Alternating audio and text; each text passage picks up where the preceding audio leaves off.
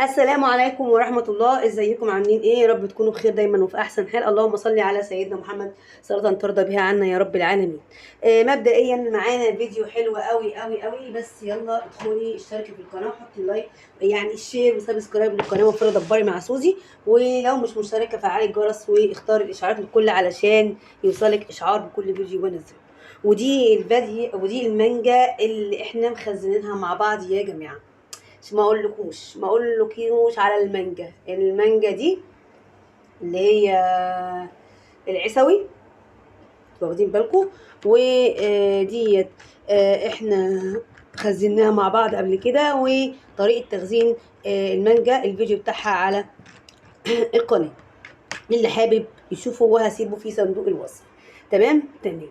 طيب المانجا دي هتعملي فيها ايه يا سوزي؟ دي عامله زي الحجر بالظبط، يعني دي تخبطيها في الرخامه تسمعيها وهي بتتخبط، يعني دي متجمده.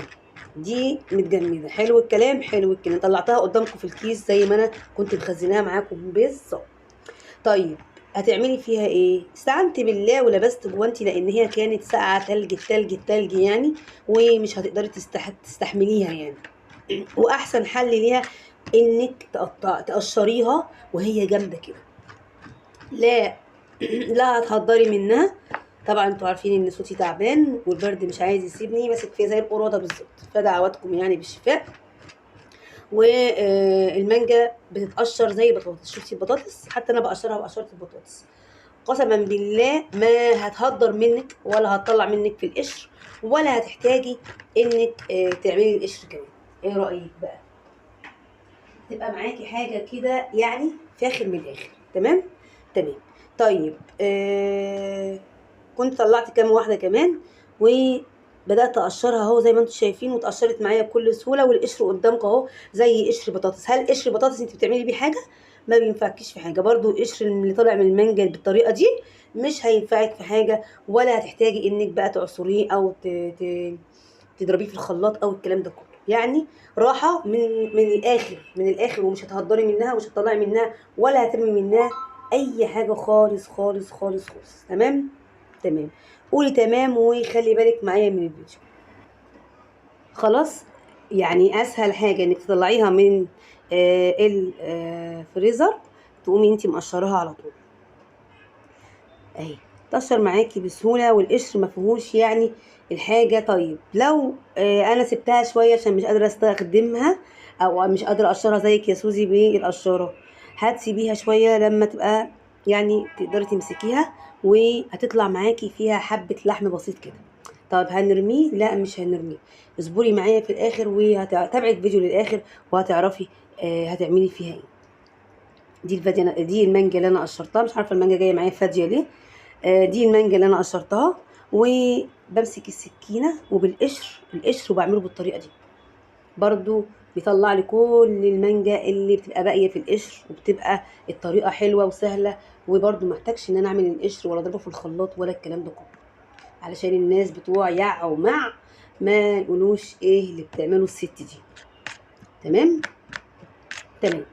صلوا على الرسول وقولوا اللهم صل وسلم وبارك عليك يا حبيبي يا رسول الله. قدامكم الصورة مرئية.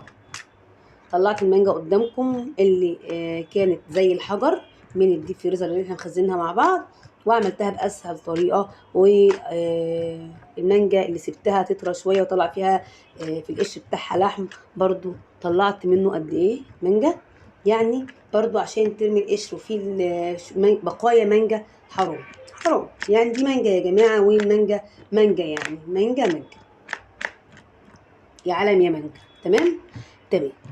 بدأت بقى اقطع بالسكينة المانجا بتاعتي. طبعا انت لو عندك ضيوف، وطبعا عشان تقدميها للضيوف مش هطلعها لهم بقى كده الواحدة صحيحة، يعني المانجا بمانجاية.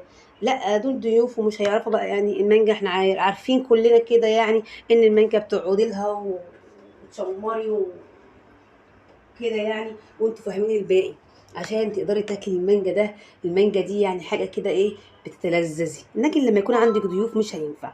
فانت يا ست البنات تعملي ايه؟ يا اما تقشريها تقطعيها قطع زي كده وتطلعي لهم القطع دي في طبق.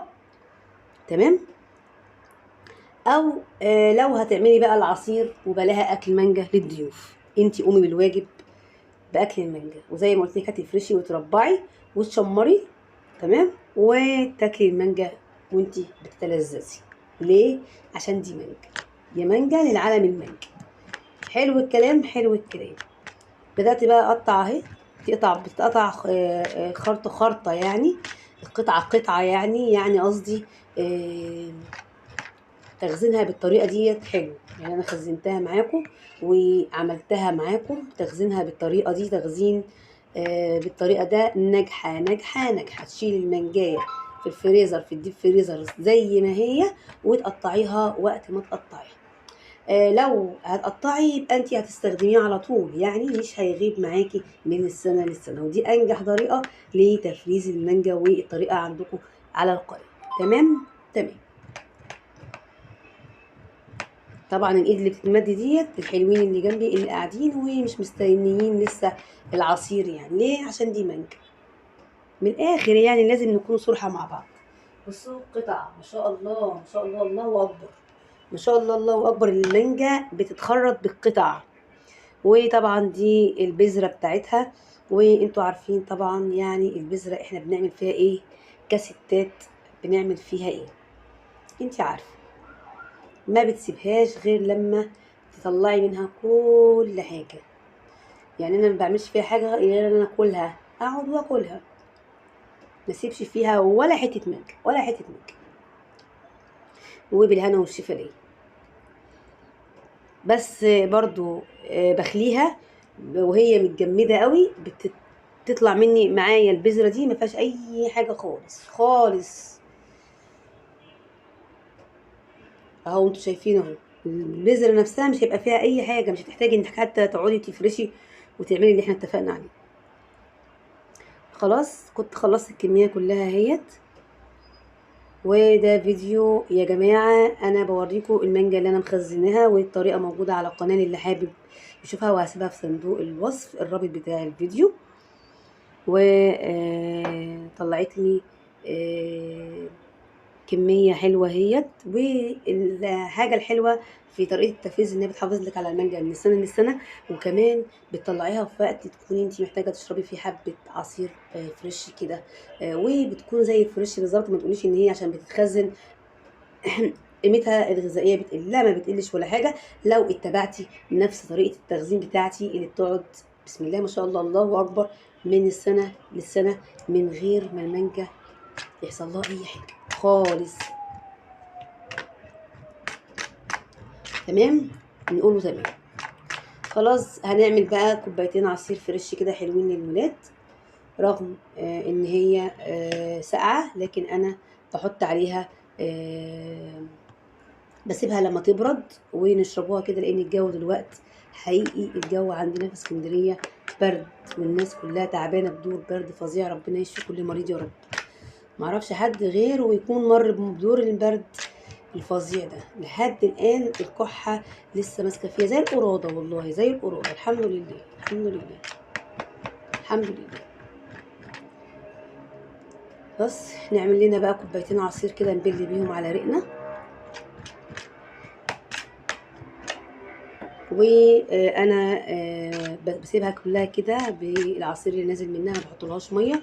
طبعا انت ساعه ما تضربيها في الخلاط وتلاقي السمك بتاعها تقيل مثلا، او انتوا مش بتشربوها بالطريقه دي، بتزودي لها الميه اللي انت عايزاها، وكميه السكر حسب ما انت عايزاه. ولو عندك عسل بقى يا جماله، حطي عسل النحل عليها وزودي من قيمتها الغذائيه. تمام تمام. وانا قلت لكم قبل كده ان المانجا من الموالح وكلكم عارفين، فيعني المانجا كانت رخيصه السنه دي، وكانت بسم الله ما شاء الله الموسم بتاعها كان حاجه كده حلوه قوي، الله اكبر يعني. وكلنا مانجا كتير، فخلوا بالكم عشان هي بتزود الاملاح. ضربنا العصير بتاعنا وعملنا عصير جميل طازه فريش حلو قوي، وكوبايه مانجا تشربيها في بيتك وانتي عاملاها بنظافه. وما تنسوناش باللايك والاشتراك وسبسكرايب للقناه وتفعيل الجرس. و يا رب يكون الفيديو عجبكم، والسلام عليكم ورحمه الله وبركاته.